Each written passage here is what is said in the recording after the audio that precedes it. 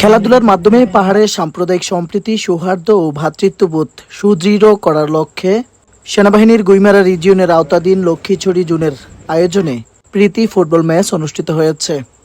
বৃহস্পতিবার বিকেলে লক্ষ্মীছড়ি উপজেলা পরিষদ মাঠে সিন্দুকছড়ি জোন অধিনায়ক লেফটেন্যান্ট কর্নেল খান সজিবুল ইসলামকে সাথে নিয়ে উপজেলা ক্রীড়া সংস্থা ও সম্প্রীতি একাদশের মধ্যকার এই খেলার আনুষ্ঠানিক উদ্বোধন করেন প্রধান অতিথি খাগড়াছড়ি জেলা প্রশাসক মোহাম্মদ আনোয়ার সাদাত।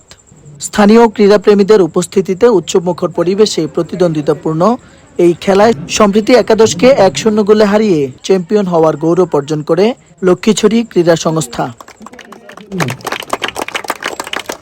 খেলা শেষে চ্যাম্পিয়ন ও রানার্স আপ দলের মাঝে পুরস্কার তুলে দেন অতিথিরা। আজকের এই সম্প্রীতি ম্যাচটি একটি আমাদের খাগড়াছড়ির ইতিহাসে, লক্ষ্মীছড়ির ইতিহাসে সত্যি একটি মাইল ফলক হিসেবে থাকবে। আপনারা জানেন আমাদের এই পাহাড়ি অঞ্চলে, পার্বত্য অঞ্চলে আমাদের সম্প্রীতির যে জায়গাটি, এই জায়গাটি অনেক বেশি শক্তিশালী হবে আজকের এই ফুটবল ম্যাচের মাধ্যমে। আমি লক্ষ্মীছড়ি জোনের প্রতি, সম্মানিত জোন কমান্ডারের প্রতি একেবারে আমি আমার অন্তঃস্থল থেকে কৃতজ্ঞতা জানাচ্ছি।